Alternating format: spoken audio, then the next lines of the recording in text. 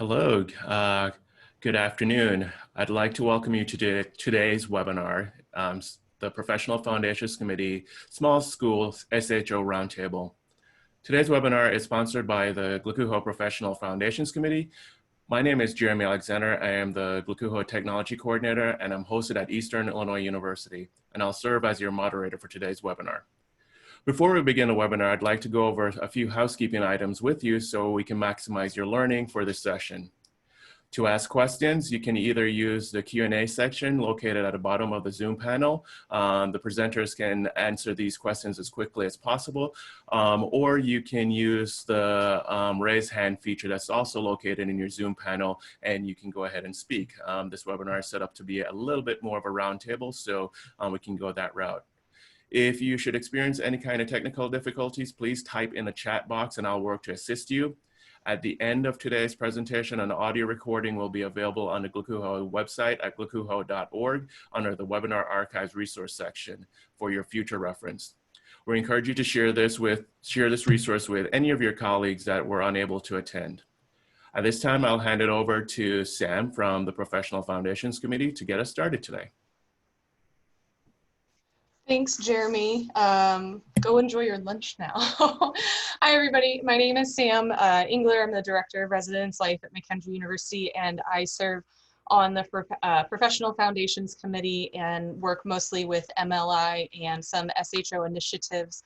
Our group focused on wanting to provide more opportunities for SHOs within the GLACUHO region, and so we wanted to start off with small colleges and universities, something that's near and dear to my heart because McKendree also falls within that group. So welcome everyone. We'll go ahead and get started with a few things. Like Jeremy said, this recording, this roundtable is going to be recorded and you can watch it later or share it with your colleagues on the GLACUHO YouTube page. There are also a lot of great resources just on the GLACUHO website in general. So I really encourage you all to check that out. We have three panelists who are helping us facilitate our conversation today.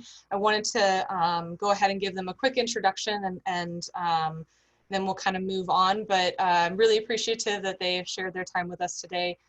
You can see Chris Beyer, who is our Assistant Dean of Students at Augustana College, Lindsey Faulstick, and I'm sorry, Lindsay, if I pronounced that incorrectly, but Lindsay is the Associate Dean for Student Life at Hanover College, and Jacob Knight, who is the Director of Residence Life at Franklin College. Just a bit of housekeeping for today's session. It's going to be more conversation-based, not a traditional type of roundtable that I've seen in the past. We really want to hear from our attendees today.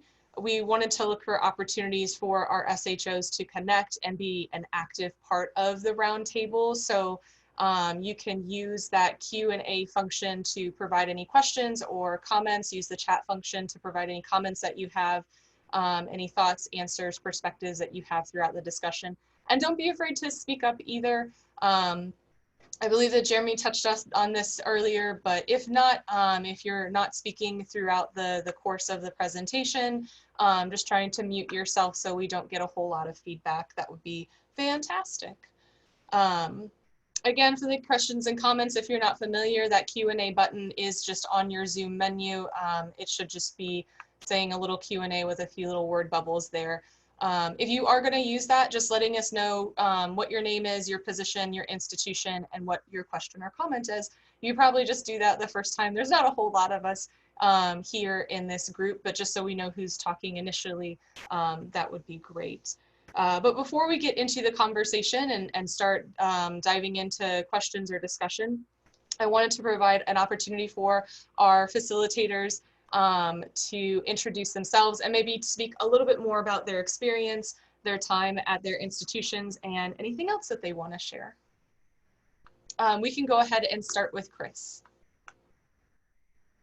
Hi, everybody. My name's Chris Beyer. I'm the Director of Residential Life at Augustana College, and it looks like GLACUHO somehow latched onto my subtitle, which seems like such a common thing at these small colleges that we all have so many various titles. I've been at Augustana for 5 years. We are an institution of about 2,400 students with a 3-year residency requirement. So we've got about 1,800 living on campus. At the moment, I have about 160 living on campus. I'm sure that's a familiar dynamic for everybody at the moment. In terms of my staff, we've got an assistant director, 3 master's level area coordinators, and 3 bachelor's level part-time seasonal resident directors. So that's me, that's Augie, and I guess Lindsay's up next.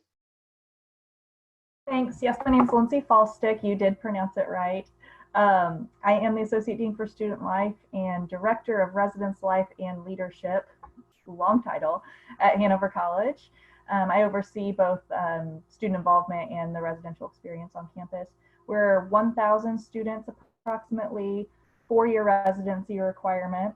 And so we're at about 97% students living on campus. Right now we only have 18 students on campus, so it's very low, and that's making it a little bit easier for us to manage, certainly. Our staffing structure, I have 2 associate directors, and then we have 4 bachelor level hall directors.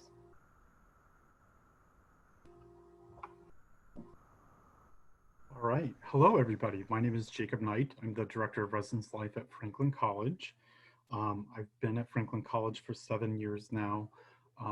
We're approximately 1,000 undergraduate students. We do have 2 recent grad programs that are each about 30 folks, so maybe 60 full-time graduate students as well. We have a historical religious affiliation, but otherwise we're a small private liberal arts. And my department is myself and 2 area coordinators that are master's level professional staff members. Like Lindsay, we started about 1,000 students, 700 beds on campus, and we're down to right around 20 or so are still occupying those beds. So we're pretty small at the moment. Fantastic. Thank you all. Appreciate that introduction. So in the process of registering for this roundtable discussion, we had sent out an email asking if there were any initial topics or questions that people had before we got into this session, and we did get a response back. And so I wanted to start with that first area of questioning, but before we started you know, this session in general, the 4 of us were talking and figured most of the discussion is probably going to focus on the pandemic. That's the hot topic right now, of course. And we can definitely talk about those things, but don't be shy if there's something else that you want to reach out and have a conversation about as well. And you want to get perspectives of other people. We just want to kind of keep this open and, you know, have it flow whichever direction we feel is relevant for us. So I'll start with that first topic, and I have a few other things kind of written down if we find a lull. The first comment came from, let me see if I can remember it. I don't think that the person is on here. So the first comment came from one of our attendees that was focused on summer housing. And the question was fairly basic. How is that working for you? What are the plans for summer housing? And again, this is open for our facilitators to discuss, but any of our other attendees, you are welcome to jump in on the conversation as well. Hi, this is Lindsay. I just actually came off of a continuity of operations committee meeting prior to this for our campus. And right now we're sort of in that holding pattern until we see what the stay-at-home order is looking like for the state of Indiana. It's supposed to be lifted on Friday, but I'm not confident in that, of course. But if it does get lifted and we have students who are wanting to return to campus, who aren't currently on campus, of course, we're going to allow anyone who's currently on campus to stay as long as they need to. But if other people are wanting to come onto campus to go to internships or on-campus summer jobs, if we're still able to offer those, right now we're discussing that there would be a 2-week quarantine before they're able to begin working on campus or utilize any of our buildings on campus other than the one spot they would be quarantined in for 2 weeks.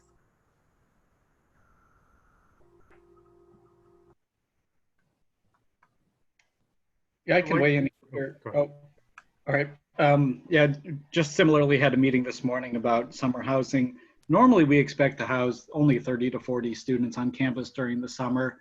Now we're trying to be ready because of those 160 here now, about 120 of them are international students, and my sense is many of them are eager to get home but can't. So, you know, I think we're just trying to remain flexible. We've started collecting applications for summer housing, but we also expect people are really going to make, you know, 11th hour decisions. And some of these people who applied are likely going to back out if they can get out of town, and others who are hoping to leave might at the very last moment say, no, I need to stay. So fortunately, we do have space available and can be flexible to accommodate anywhere from 10 to 150, depending on what's needed. So I guess just kind of waiting to see how that all plays out. So Franklin College is very similar to Hanover. We're waiting for governor's orders and sort of going to take our lead from that. You know, we're on a slightly different schedule. We do a 3-1-3 schedule. So January is its own immersive term for our students, and then we start spring semester around the 1st of February. So our graduation won't be until the end of May. So we're not quite pushing up against that date. But certainly we've already announced that we will not be doing in-person classes for our first summer session of courses. So I think, you know, it really calls into question whether or not there would be summer housing. But at the same time, we conducted our housing intent surveys pre-pandemic and had about 40 students share with us plans that they would like to live on campus. So I think we have an audience of interested students potentially. We just need to know whether or not we feel like we can house them safely on campus, and then we'll sort of work from there.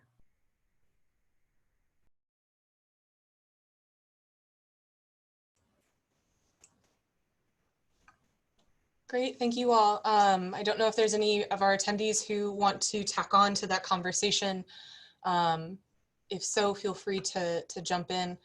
We do have another question that's come from one of our attendees, Abigail Holcomb from the School of the Art Institute of Chicago. Abigail is the Assistant Dean of Student Affairs for Residence Life there. And Abigail's question is, how do you collect confidential contact for a missing person versus an emergency contact? And secondary to that question is, how do you manage during actual incidents? So at Franklin, we collect both pieces of information through the housing application. And then when students check into our residence halls, we have them verify that information. So it's one of the things that we are showing them what they indicated when we do their check-in, and just verify that that is still the correct contact and the correct number. When it comes to using that information, you know, our medical emergency contact is primarily used when a student is going to go to the hospital or is unresponsive, and we feel like we need to share this with another member of their family or a friend. And so it typically involves some coordination with our Dean of Campus Life to make sure that that is you know, an agreed upon course for us. And then the if missing, you know, if we have reason to believe a student should be around or on campus and we haven't seen from them or heard from them, and we have worked with security to make sure that they're not swiping anywhere on campus where we truly believe they're missing, that sort of begins that process. But once again, working with our Dean of Students to make sure that, you know, this is the right step. We've exhausted all ways that the student might be here before we will make that contact with somebody.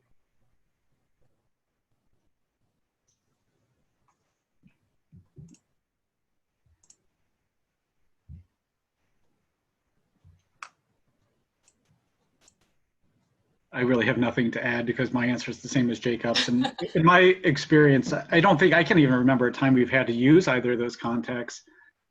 Because for missing students, those are almost always originated by parents who believe their student is missing. And I think we've all had that experience where it's really, in fact, just a dead cell phone or a student who's avoiding calling home.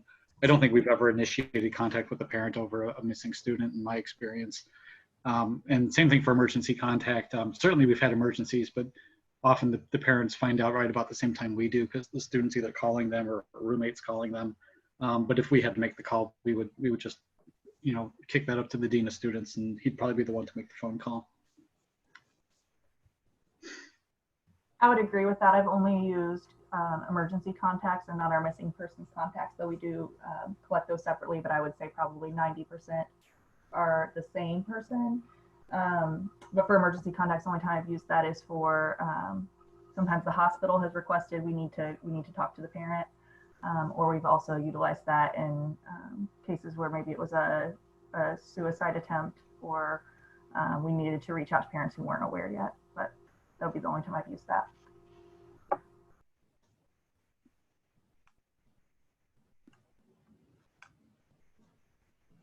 And if I might extend on that question, I think this might be different for each institution. That information that's collected, I heard, Jacob, you gather that from your application, and that might be true of other institutions, but is that information shared with other entities on campus? And if so, how does that happen? That might be a procedural type of document, or we use Ellucian for our school at McKendree, but how does that look for different entities? Our list is only shared with our administrators on call and campus safety.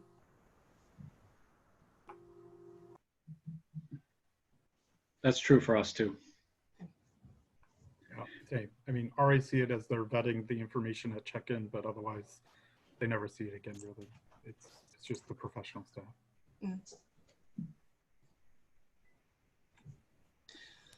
Thank you. It looks like we have a question from Robin Gagnow at Baldwin Wallace University, who is a director there.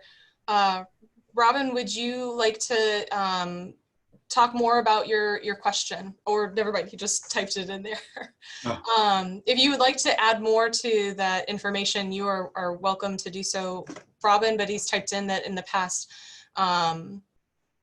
his staff will go to the hospital for any issues related to alcohol. I'm guessing that's in relation to the past question. Also says that this is something they're planning to change in the future. Jeremy, I'm not sure if you're still with us, if our attendees have the ability to speak during the roundtable. If so, Robin, you're very welcome to do that if you have the capability of doing so.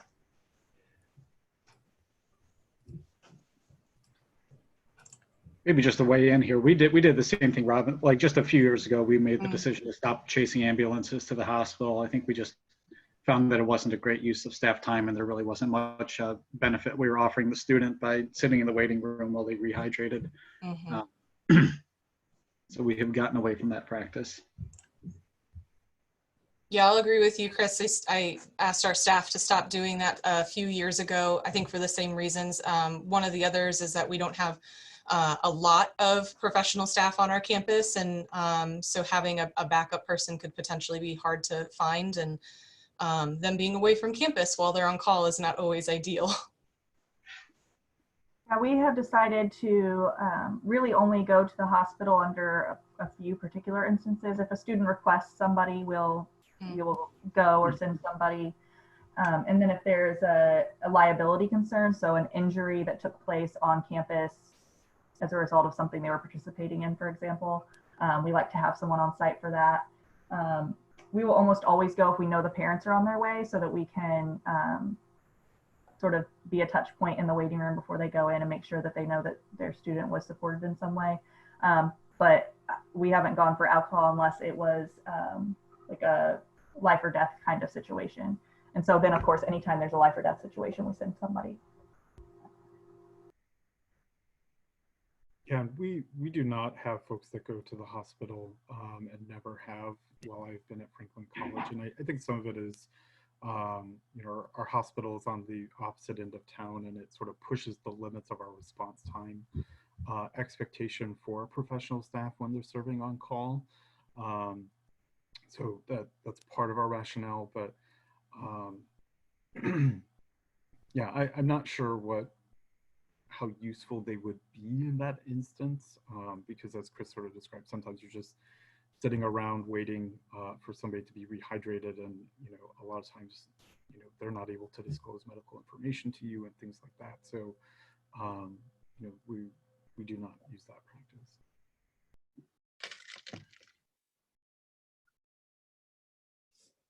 I'm curious to raise the question of compensation for RAs. I'm curious what other people offer, and if they're satisfied with that, or how that works on your campus.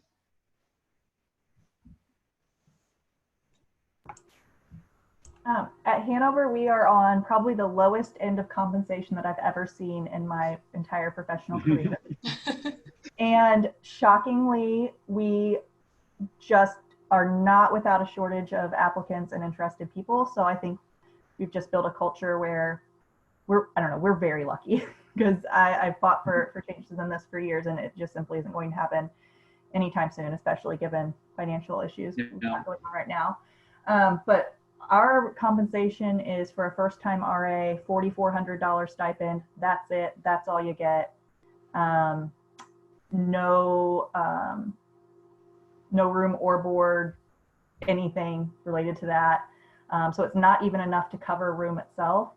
And so then if you come back a second year, you get an extra $300 per year. And then our senior RAs, hall directors, of course, make more, and that makes it a bit more worth it. But very, very low compensation. They do stay in a single room at the base price, no matter where they're staying, but that's really the only other perk.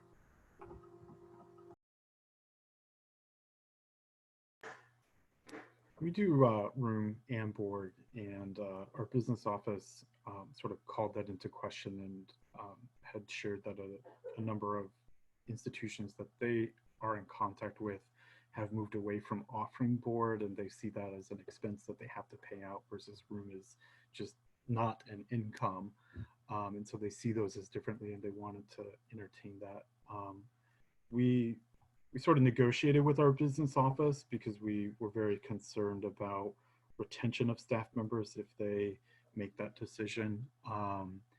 And we're able to sort of guide them down a new course, which was reducing our number of RAs to limit the number of compensation that is going out, as opposed to cutting their compensation total. So we're trying to manage our RA numbers to sort of align with our residential numbers. And so if we have more students on campus, we might be able to request an additional RA, but not hiring sort of our capacity of RAs anymore. One of the things we had to consider too when we were discussing this is, at one point it was room that was given to our RAs. That was prior to my arrival, but the way it was working with financial aid was that if they gave them room, it lowered their cost of attendance. And so some of our students then were ineligible for some of the grants that they received from our campus. And so it ended up being that they essentially weren't compensated at all.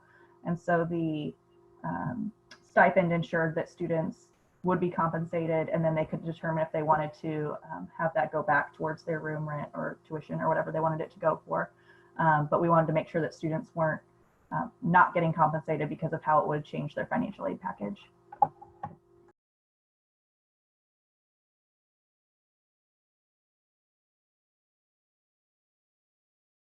If I could stick on this topic, it's kind of spurred a thought for me. So each year, some of our student staff are required to have meal plans just based off of where they live, and some are not. And so I think understandably they see that maybe as an unfair part of the position for some of them. And each year I have some come in and say, can you pay for this? And I unfortunately have to tell them, no, I can't. It's just, you know, we can't pay for meal plans, but we do pay for their room, and they do get a pretty good stipend for the year. But my thought kind of crossed of what are some other ways that you potentially work to continue to, you know, give your student staff more compensations that maybe don't pull a lot of money from your budget, because, you know, at least speaking from a small school, that's not something that we have a surplus of around here at the moment.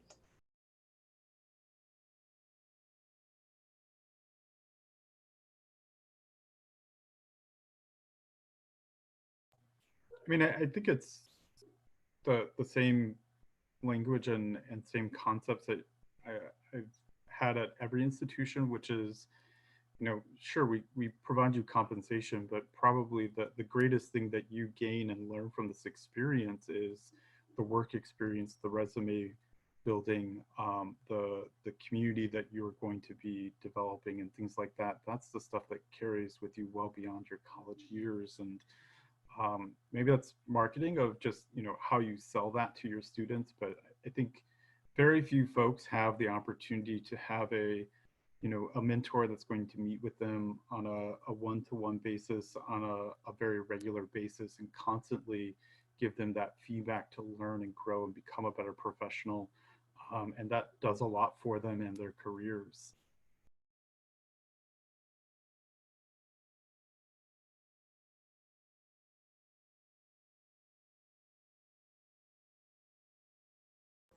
We did have a few folks chime in on their compensation that they give to their staff. So Robin Gagnow relayed that their staff are given a single room at no charge, a micro fridge, as well as a stipend of around $365 a semester.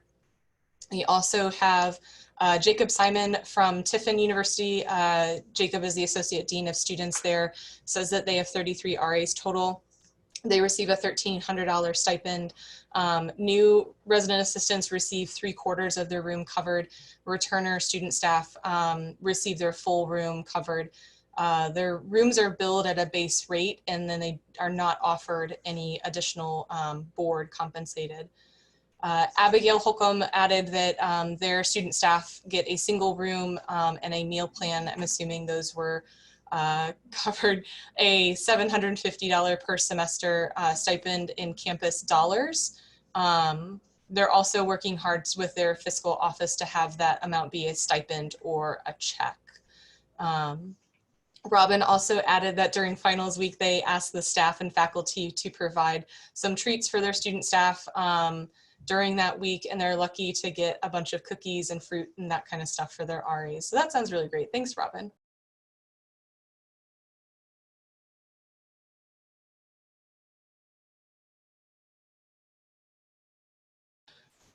We had some other questions come in from our group. I want to make sure that I'm not missing any. So the first one that we have was another from Robin Gagnow, who is at Baldwin Wallace.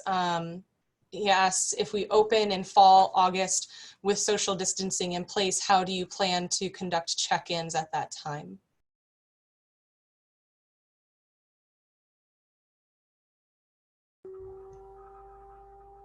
We've only started this conversation at Hanover, but at this point we're talking about stages, and instead of it being 1 day for first year students, probably stretching it to 2 days.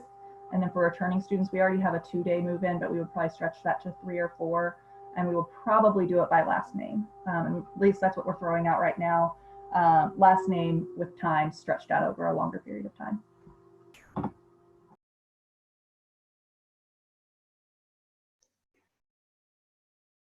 Yeah, we don't really have a plan yet. Probably similar to Lindsay, we'll have to figure out a way to lengthen the amount of time we normally allocate for check-ins. Probably we'll all be wearing masks. Yeah, I don't know. It's a great question. Curious to hear what others come up with. We also have a local company, we're really fortunate, who is providing free of charge those so plastic divider things for essential businesses. And so we would plan on utilizing those at all check-in stations for an additional sort of layer of protection. But I don't know how much those would cost normally, but we're really lucky that we have a provider who would do that for us locally.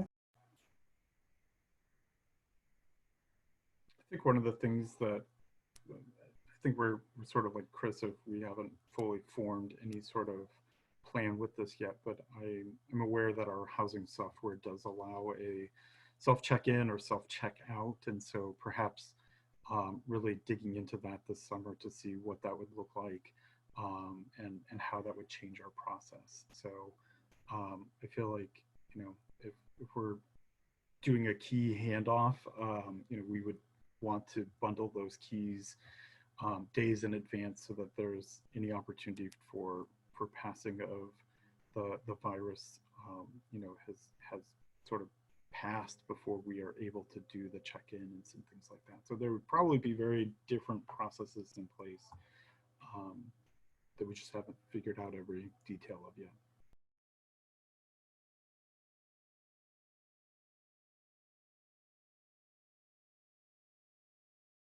Great, thank you all. We had, excuse me, a new question come from Julie Blazak, who's a director over at Aquinas.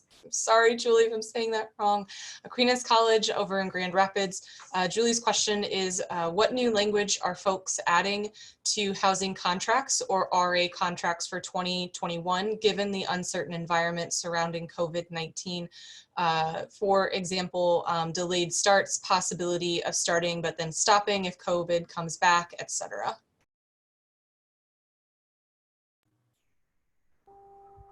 This is Lindsay again. We've done some contract changes, but I'm already thinking now that things are a little bit different even than they were when we made our contract changes, that we'll need to add some more. But so far we've added some clauses about public health emergencies. We added a force majeure clause, which we hadn't had before, which was not great. So it's good that we have that in. And then we clarified our refund procedures and got those more in line with our tuition refund procedures. And so that at least gets us a starting place. But I think we do need to go back and see now the delayed start pieces and things like that, because that's looking like more of a reality. We're in the tough spot of our admissions department wants our housing contracts live the October before. So our housing contract had been out for 4 to 6 months before all of this went down, and it's really tough to change contract language midstream. So I think we would just need to provide clearer interpretations and sort of where we would, you know, handle things differently for our students.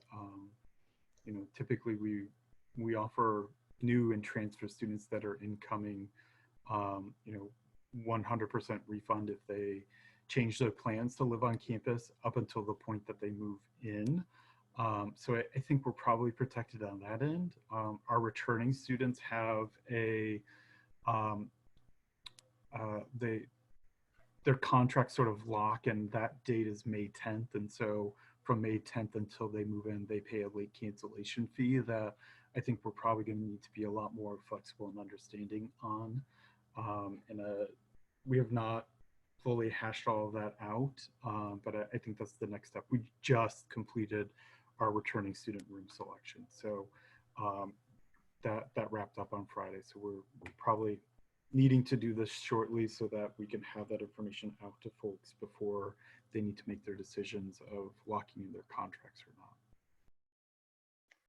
Yeah, we actually did not make any adjustments to our contract language because, similar to Jacob, ours was already out there before any of this happened.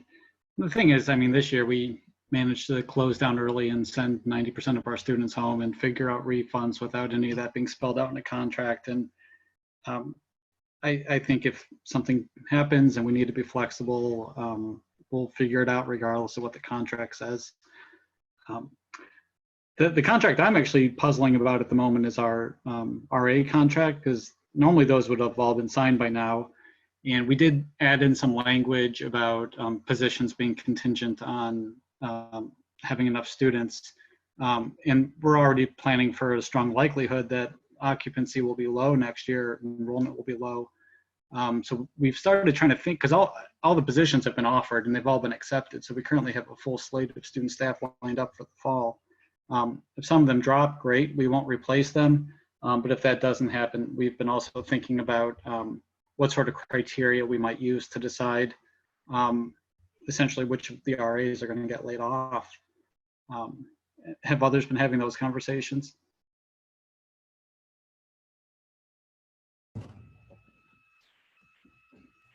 We have not had those conversations. Hearing that, I think it's something we probably need to sort of talk through and have a plan in place and hope that we don't have to use that plan. I know one of the big things, we actually had our dining provider change this past year, and it really upped our cost of training because we're paying a lot more for their food. And so we were already moving toward a lot more online training, which will work very well heading into this sort of period. But you know, if we're not offering on-campus housing, you know, what that looks like, you know, with us doing room and board as our compensation, you know, we don't have to collect that money back. It's, you know, it's just not a charge, I guess.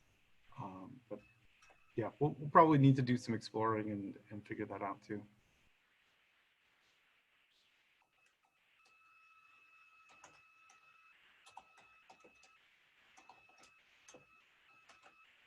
Okay, we don't have any questions or topics that have come in just yet. Robin wanted to add to the conversation that right now for their university, they're placing a hold on all new hires.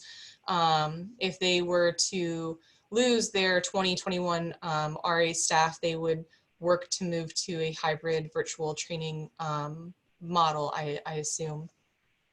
I don't know if anybody else has other things to add to that piece of the conversation. I wanted to potentially shift gears into another area of contention for COVID, and that's refunds. I would be interested to hear, excuse me if you heard that, would be interested to hear other institutions, I guess, perspectives or what has been done at your university regarding refunds for housing or meal plans, if that's being decided by your office, a different office, if it's even been decided at all, and maybe what that looks like. It's been a saga, I will tell you that. At Hanover, we initially started by saying folks would get a credit for their meal plan placed on their student account, and that then they could apply that to next year. And if they were a senior, then they could request a refund check. Well, with all the litigation going around, they've changed that to not a credit, but a refund, and asked us to also refund a percentage of the room charge. And so we prorated that to 25% of our term. We do a 4-4-1 model. And so we have a May term that got canceled. And yesterday would have been the first day of that. And so that one typically is sort of included already in their room cost for a winter spring combo term.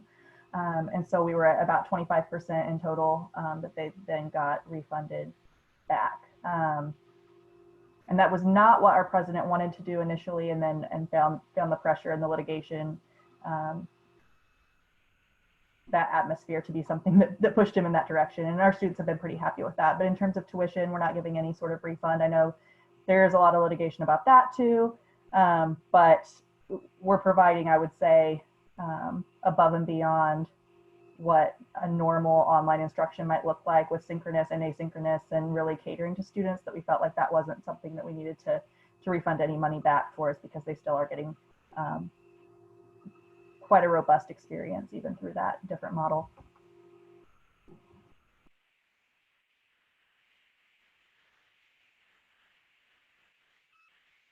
Our institution just announced last week that they would be doing the refund, and I had been working in the background with our business office so that they knew exactly what the room and board charges for each of our students would be. So like Lindsay, we're not doing any sort of a tuition refund, but we did do a room and board that is pretty close to what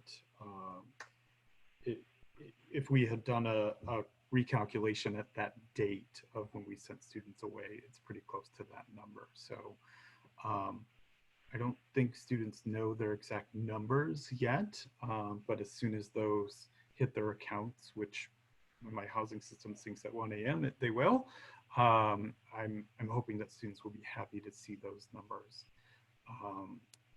So that's what we're working with. But that was a lot of partnership with our main business office to do that, and they made the ultimate decision of who was getting refunded at what amount. I will also say with the refund that we tried to do it really quickly so that we had a dollar amount that then we could utilize if there was loan or grant opportunities from the government. And so we have found that the entirety of what we have refunded is going to be able to be covered as part of the second phase of the CARES Act. And so we actually come out ahead on this, which is shocking and sort of wild. So if anybody is interested in getting some of that information, I'd be glad to share it. I'm lucky enough to sit on our budget and finance task force, so I can share some of that information.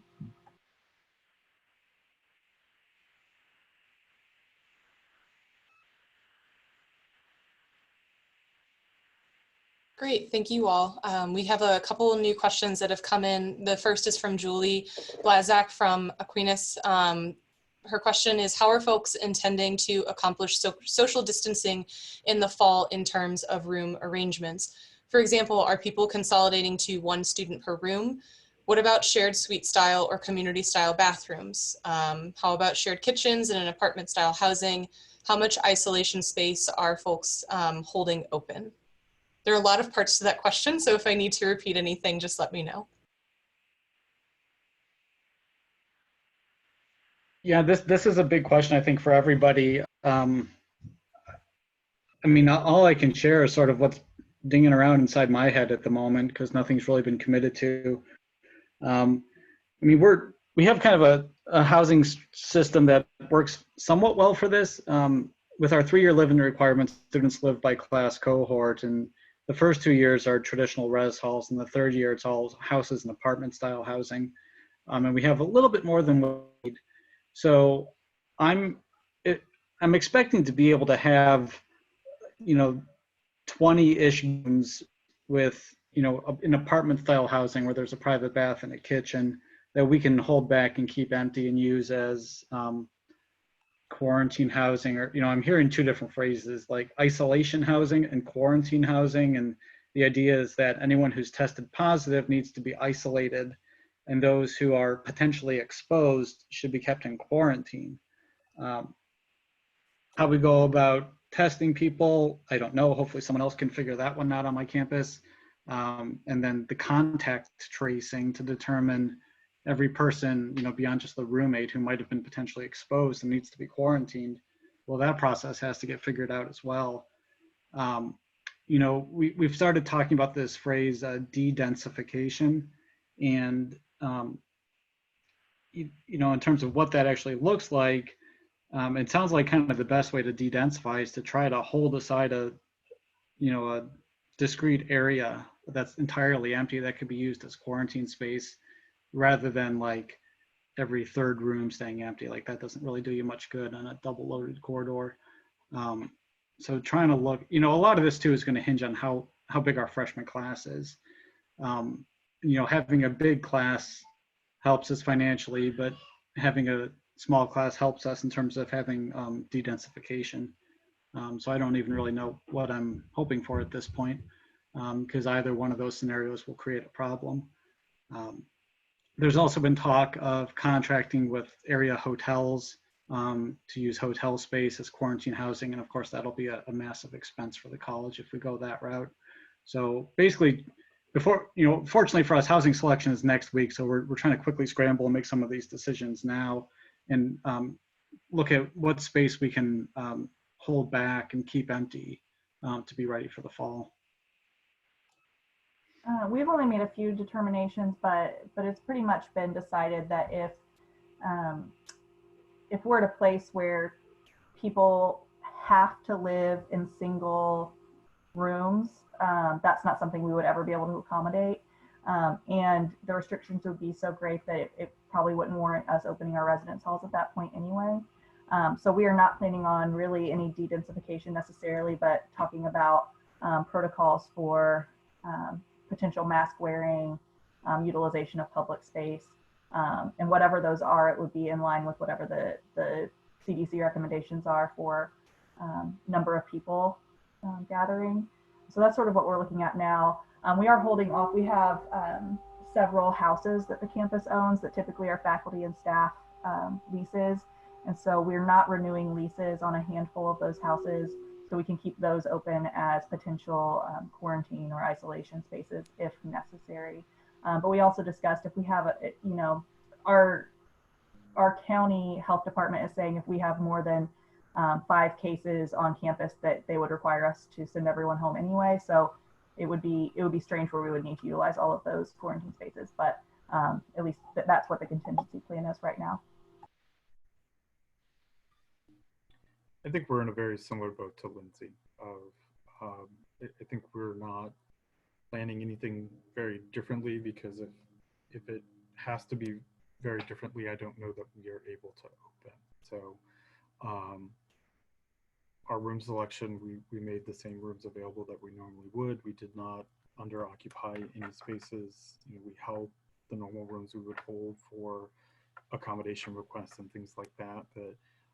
That doesn't really, control populations in a number of our areas. The one thing that our previous decision about, we reduced our number of RAs, we did shut down a couple of communities where we did not offer that for student space for the next academic year. And so I envisioned that as that could be our isolation or quarantine spaces. But once we get over a certain amount, I feel like we'll be working with health department and potentially needing to return to distance learning or something like that as well. But none of that is fully decided or committed to, but that's just off the top of my head what feels like the right course.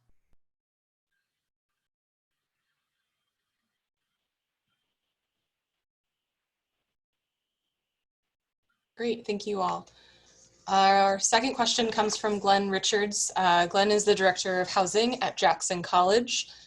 Their question is, has there been any conversations surrounding screening or tracking students still in housing on your campus as they come into and leave campus housing for outside jobs, grocery shopping, etc., to help curb the potential of the virus being brought back to the residence halls? We're not doing any sort of screening. We were very intentional, and when we did our approvals of our students are pretty well spread out. We do have 2 roommates that had joined it, but one had gone home since that initial approval, but they opted into, they wanted to remain as roommates. And then other than that, that was our only real sort of students that would be a risk for each other. So we mostly have been explaining to students what they need to do if they begin showing signs, and how we can assist them of getting checked and making sure they're healthy, and working with our campus nurse and our local hospital if they need the medical attention. Yeah, I would echo that as well, and we've been lucky enough that we only have the few number of students. The most we had since we closed was 21 on campus, and everyone was able to be in a single room, and the most we had sharing a bathroom was 2 students. So we've been really fortunate in that way. We haven't been tracking people going into the community, but we have required that students not leave our county. And if they leave the county, then they're not able to come back into our housing. Our county is fairly isolated, and our case numbers are quite low. And so we felt like if we can keep them in the county, that will help with that quite a bit. We also are requiring all of our students to wear a mask anytime they're outside of their room, with the exception of being outside. And so We felt like with that restriction, as well as not leaving beyond our community, we didn't feel like there was much of a risk for our students. Yeah, we also haven't really started getting too restrictive. And, you know, like I mentioned at the beginning, we still have about 160 on campus. So I've got a little bit more I'm dealing with than Lindsay or Jacob. And most of them are international students. And I'll also say most of them have been pretty resistant to our messages about social distancing. You know, we're finding them kind of grouping up quite a bit, and it's hard to get them to kind of take that seriously. I think they feel fairly safe and insulated on campus still with each other.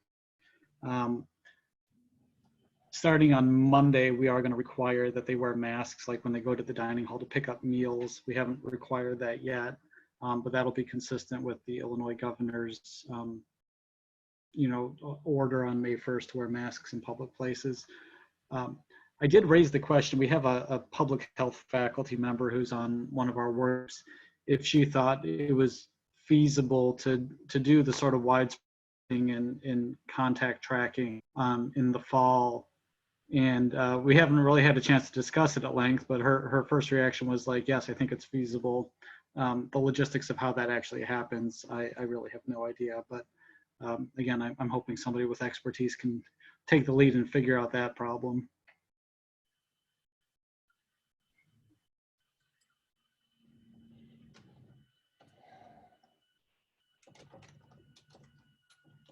Okay, I'm not seeing any other questions from our attendees. I don't know if there was anything for our panelists, if you had topics that you wanted to cover or questions that you wanted to ask the rest of the group while we've got a few more minutes left in our time.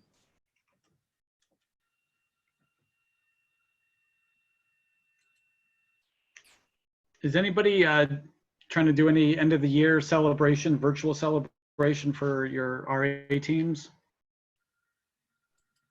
We did do this. We usually have an end of year banquet. Of course, we weren't feeding them virtually, but we did we do a paper plate awards and our standard major awards, and we still did that. And we had 75% of our RAs still attend, even though they're not currently getting paid or on contract. And so that was really nice. And they all really appreciated the ability to see each other and take some time to laugh and spend time away from their studies to see each other again. So I would 100% recommend doing something, even if it's simple like that. And it was all but free because, you know, we didn't actually get the awards created yet. So that was, I thought it was really helpful, and they seemed to enjoy it quite a bit.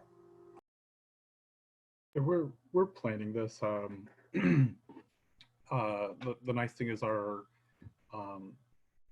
student involvement group, they're doing their student leadership award ceremony tomorrow night, but we've already contacted RAs for nominations for some traditional awards that we give, and we have I forget the term, but it's the plaques that have multiple sort of blank ones where you just keep writing the next year and the next winner on them.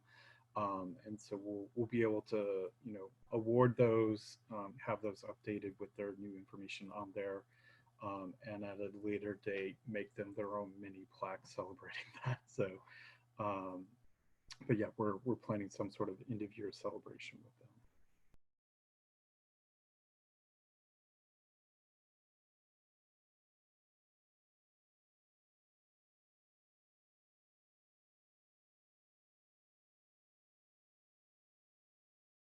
Okay, thank you all. I want to be very conscious of everybody's time. I very much appreciate everyone who has taken time out of their day to attend the roundtable discussion.